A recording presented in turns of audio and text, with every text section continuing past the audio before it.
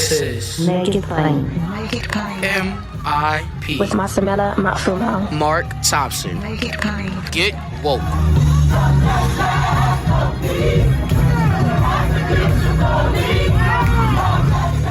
Folks, once again, it's that most wonderful time of the week when your favorite guest and my favorite joins us. He is the founder of DailyKos, the largest online progressive community, the founder of Civiqs with a Q, the largest and most sampled and most accurate polling firm in the world, and the host of The Brief, the most downloaded podcast. Markos Moulitsas. You're trying to wear me down, aren't you, Mark? A great man once told me, we are what we, after all, pretend to be. So we just claim it. You know. So that's so happy to be here, Mark. Always so fun to visit with you every Thursday. Well, we want to make it fun for you. How you doing, buddy? Everything good? All good. Yeah, can't complain. Summer's here.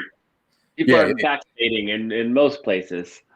Yeah. So this week, the anniversary of George Floyd, what does it do politically to either side, good or bad? Biden said he wanted the Justice and Policing Act passed by the anniversary of George Floyd's martyrdom, and that didn't happen. What does that say? I mean, is that in any way a poor reflection on Biden? Is it a worse reflection on the GOP? And overall, in terms of the state of the country, what do you think that this still has not gone through? Is something like this even still possible at this time? Yeah, I don't know if it's a reflection on Biden. You need 60 votes in the Senate. It's more probably a reflection on Joe Manchin, who refuses to budge on the filibuster, even as Republicans are trying.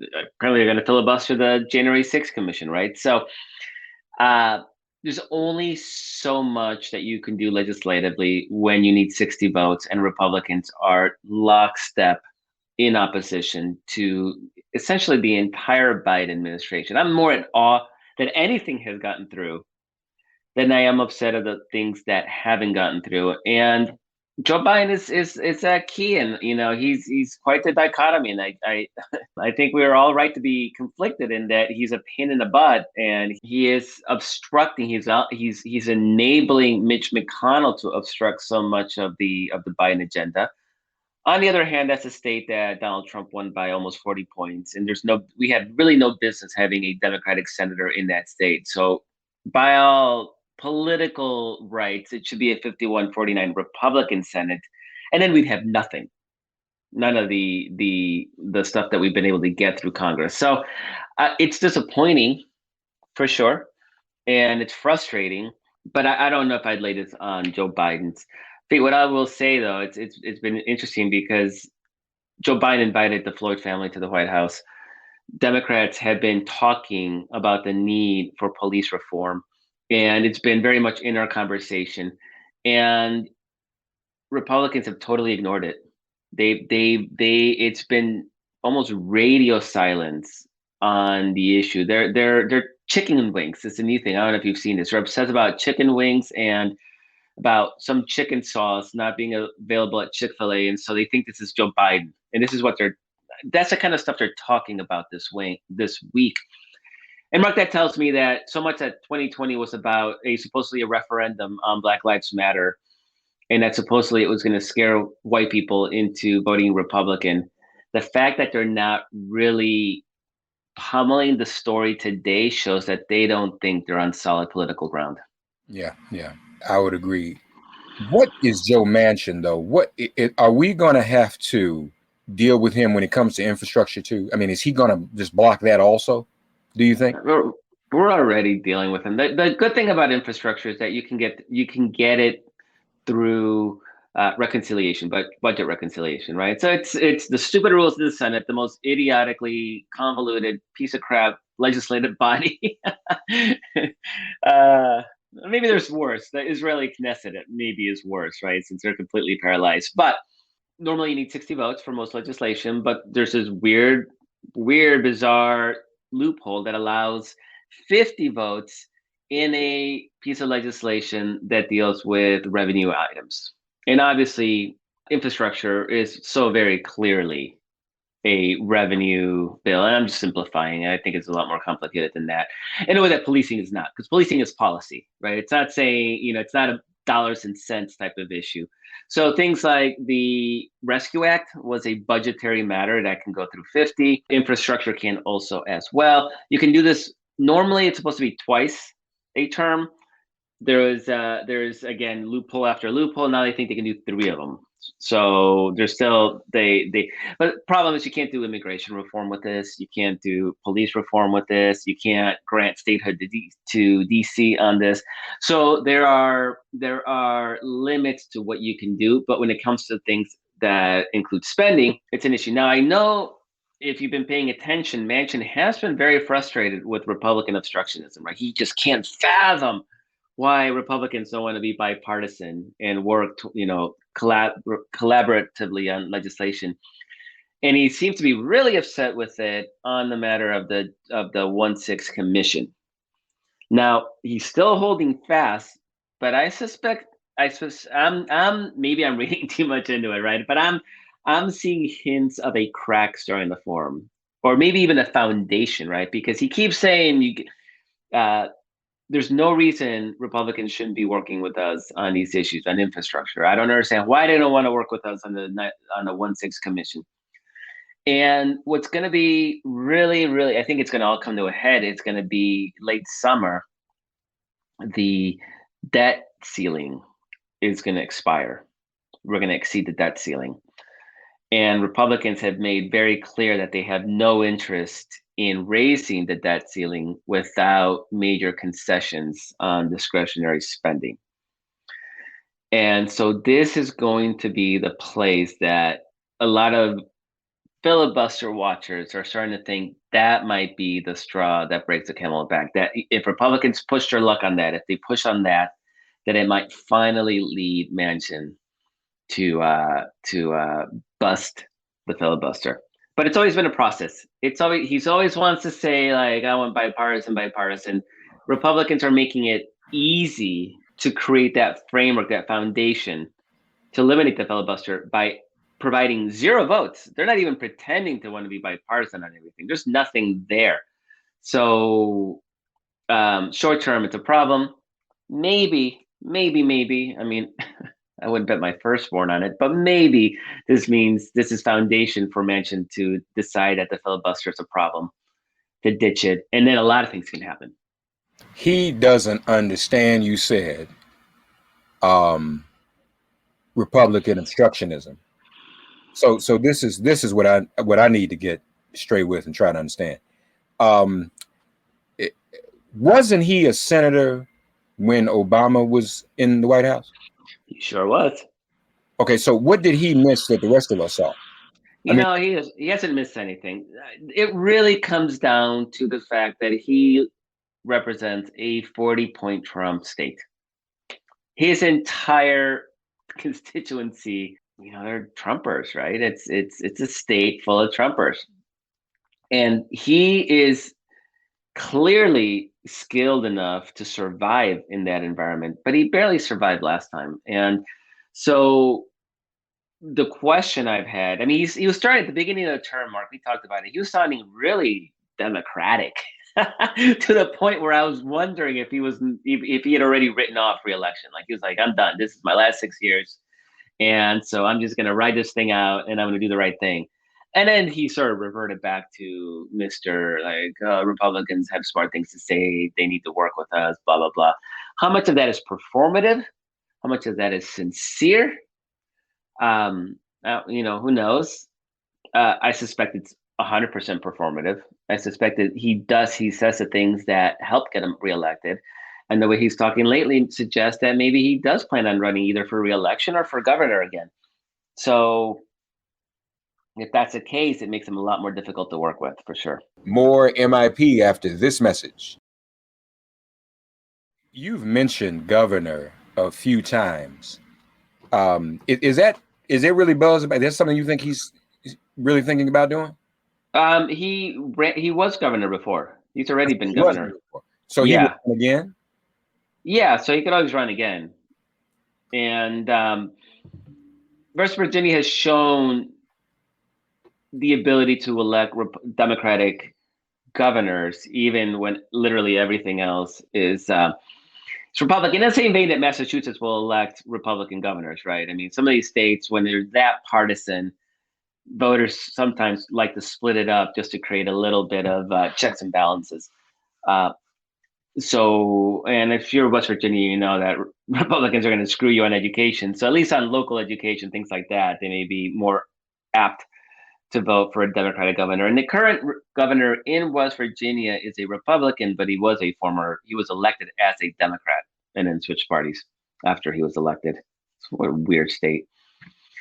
So yeah, he may want to. And there's a lot of fear that when he ran for re-election last time for the Senate, that he might actually want to go and run for governor. And it was a big coup for Chuck Schumer to keep him in the Senate.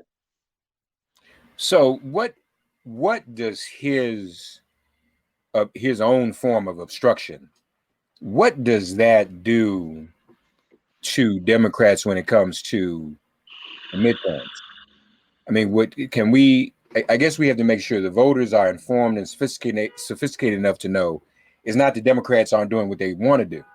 Is that we need more Democrats to do what we want to do and negate Joe Manchin pretty much. I mean, it might even have to be that practical, huh? Like, y'all, we one dude. We need to elect these other people and keep the people we have because of the arcane rules of the Senate itself. And one dude can mess everything up. Yeah, people don't understand how the Senate works, and they don't understand the filibuster. And people have done studies on this where they'll go and they'll tell people about the filibuster, and people think it's fake because it's so it doesn't make any logical sense, and so they don't get it. They don't get it, and that has been one of the problems with the filibuster is that it takes accountability away from the party that's actually in charge, right? Because what McConnell did last time he took power is he accused the Democrats of being, do nothing Democrats when they literally obstructed everything.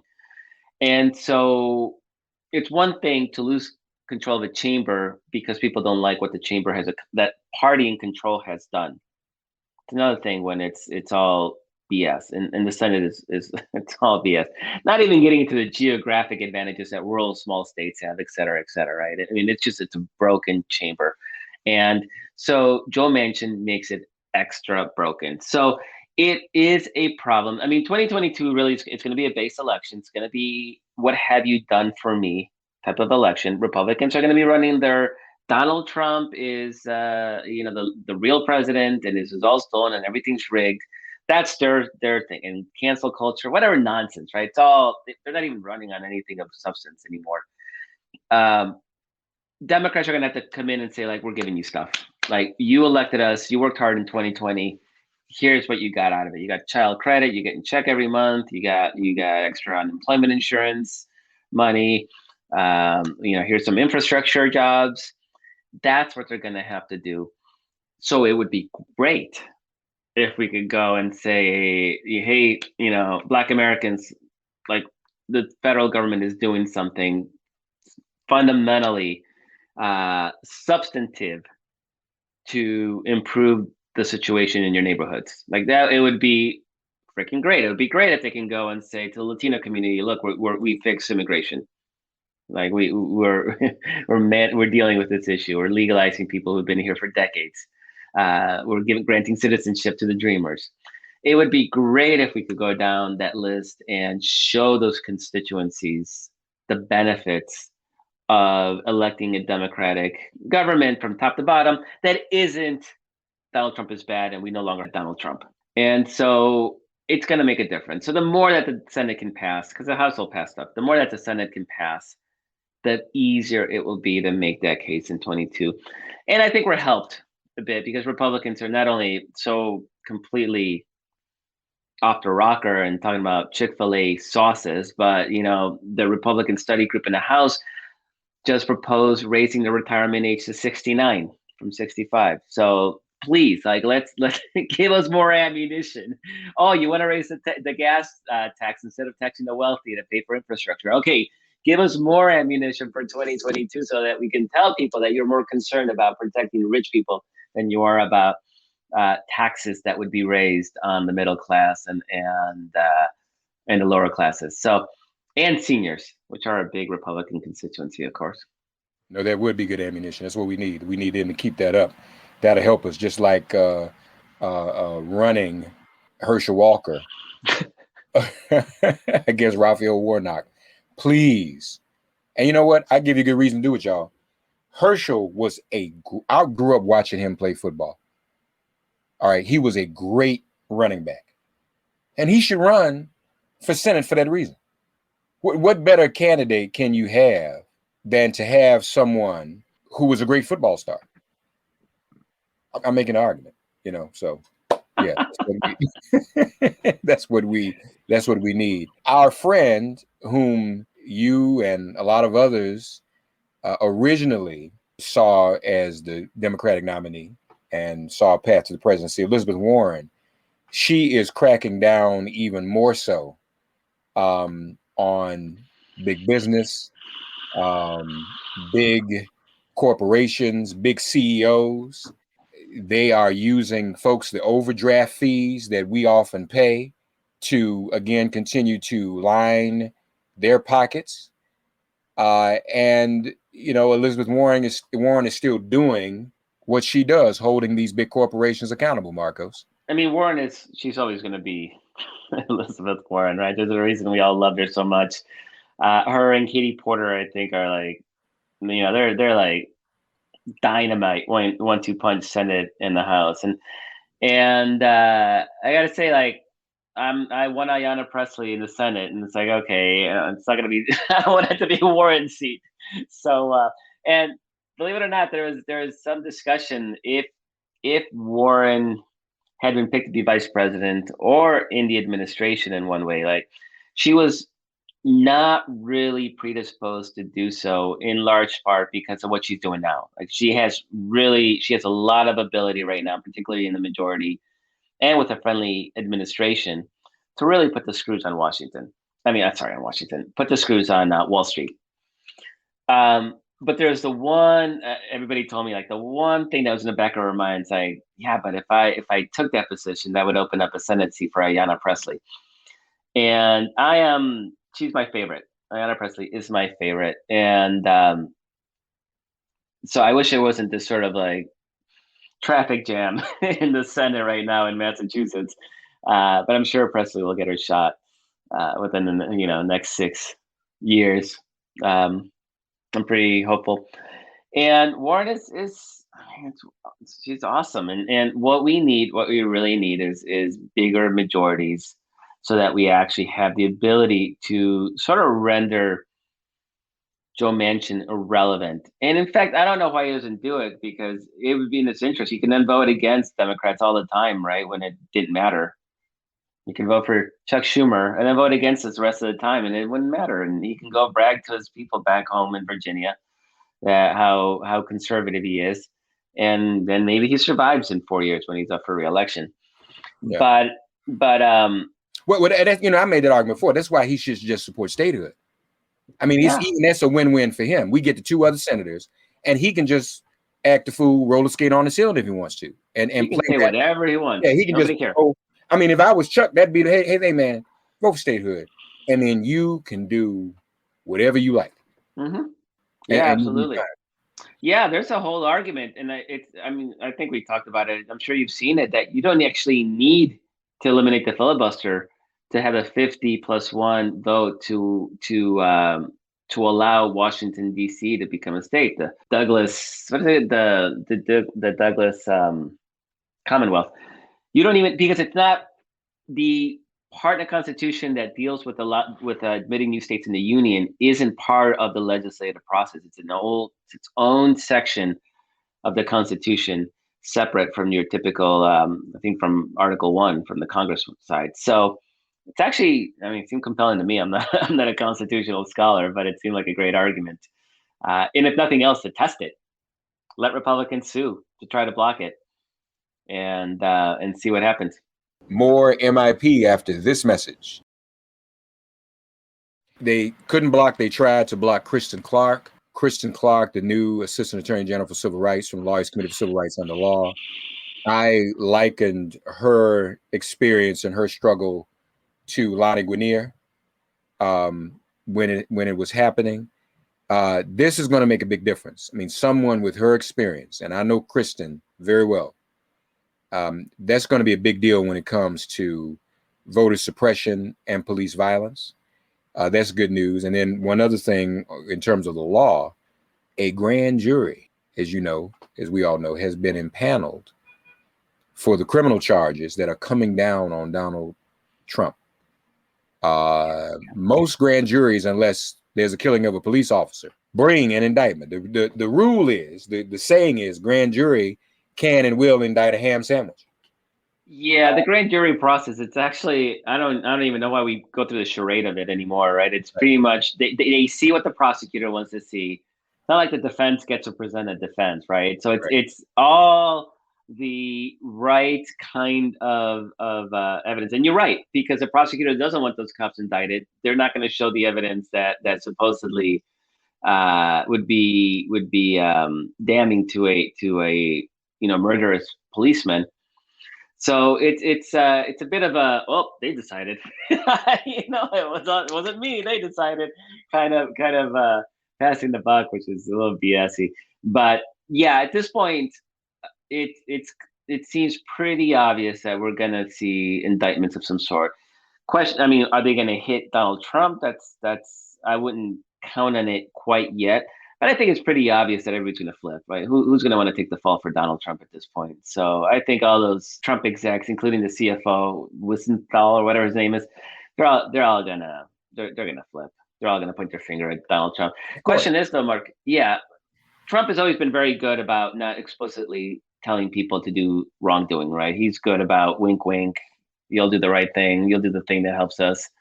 And then so it's not as clear cut as he wrote a memo that says do the wrong thing. But maybe he did, right? Because we've seen that. Right. He's admitted to wrongdoing before, the dumbass. So who knows? Maybe he'll hand it to us in a silver platter. But again, as I said last week, in the case of the January 6th commission, I think he did tell some people to do the wrong thing. That's why they didn't want the commission. And that's why Liz Cheney is saying people will be subpoenaed. I mean, she put it out there. This is what's going on. This is why they don't want this commission. This is why they want to get rid of me. So that's the thing. I said this on another show I was on today. I'll share with the audience. Those of you, who are in law school, who are attorneys or news practice, whatever, or just want something to do, you should reach out to Trump and ask to represent him. It'd be a good experience. You will not be paid. That's why I'm saying it's internship. You will not be paid. That's a guarantee. But I mean, it'd be something interesting to get involved in and see what's going on with that, because it is going down. Remember, Markos and I said we weren't sure. We can't guarantee he'll be in a position 4 years from now, or now 3 years from now, to run for president. And cases like this usually unfold that way. They don't happen tomorrow. Grand jury's in place, and by 3 years is about right time for for jurors to be in the jury box and opening arguments to begin at the latest. There's like 22 cases against him too. Let's not forget, this is one out of 2 dozen cases. Right. So he's facing a lot of. Now I'm still not even convinced he's going to be alive in 4 years or 3 years, to be honest. I mean, he's not that. I mean, how many Big Macs does he eat a day? He's not exactly Big Macs, 3 meals a day. Ugh. The whole Big Mac adult meal. Oh, dear God. Yeah, so let's not assume that he's even going to be in a position health-wise to be doing anything in 3 years. It's just, the Republican Party, again, they know this is happening. They see those legal cases work their way through the court system, and they've decided to hand over, to surrender their party to somebody who quite clearly is a criminal and could very well be legally a criminal. We can say it metaphorically, but it could be an actual legal certainty with a conviction within the next couple of years. And that's who they're entrusting their party with. It's crazy. You're right. Folks, check out The Brief every week on the podcast, also on YouTube on Tuesdays, 10 a.m. Eastern. Am I right about that? The Brief is on. It's 1:30. Oh, Eastern, 4:30 Eastern. 4:30 Eastern. Okay. It's in all the usual podcast locations. Right. So Spotify and Apple Music and everything else, and also at the DailyKos, the YouTube DailyKos site. So you don't have to catch it live. You can catch it later. Yeah, you can catch it live, folks. Or catch it later, catch it live, whatever you want to do. On Civiqs, Joe Biden's job approval is holding steady. No reason for it not to be. That's a good thing for a president. He's just steady.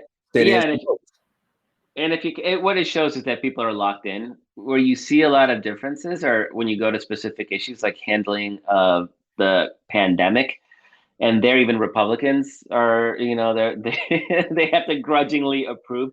So a lot of people, they're not going to say, yeah, I approve of Joe Biden, right? But then you ask them specifically, do you approve of his infrastructure bill? Do you approve of pandemic? Do you approve of how he's handling the economy? Like those numbers look a lot different than his approval numbers, which are they're going to be locked in. But he's above water.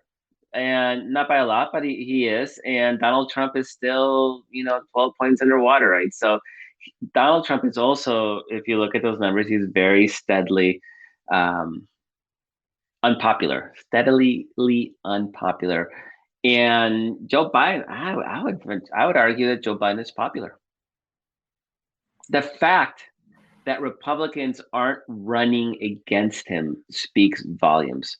And I don't know if you saw, but they said they're gonna 2022 is gonna be about how it's going to be all about the squad and how Joe Biden is beholden to the squad. Like they got to run against black and brown women because they don't know how to run against a white guy. So I would say Joe Biden, by virtue of being a old white guy, has advantages that nobody else in our party would have, and it's working to our advantage politically. It's horrible social, just from a progress standpoint, I'm not particularly excited about it. But at least it's giving Republicans fits right now. And it's giving us a fighting chance in a midterm election that usually goes very poorly for the incumbent presidential party. Joe Biden, almost as popular as The Brief. How about that? Okay. Check it out. Markos Moulitsas, this has been DailyKos. Thanks as always, buddy. Thank you so very much. And I know everybody listening and watching this is vaccinated, but make sure everybody around you, your family members, are vaccinated, because we're this close to normalcy. Like, we're ready to get back. I'm ready to go restaurants without a mask, and I'm ready to go catch some ball games. And all that's holding us back are people who are holding back on vaccinations. So everybody got to do your part. Let's get everybody vaccinated. Here in New York, if you go to a Yankees or Mets game, show up the evening of the game or the day of the game. They will vaccinate you on the spot and give you free tickets. And good seats at that. So there are these incentivizations taking place. So it's awesome. Yeah, good. Thanks, Markos. Thank you so much. Thanks for getting woke and listening to Make It Plain. Please remember to listen, like, and wherever you get your podcasts, please give the show a 5-star rating. And please do spread the word. Let's all continue to pray for each other during this pandemic and this police-demic. If all hearts and minds are clear, it has been made plain.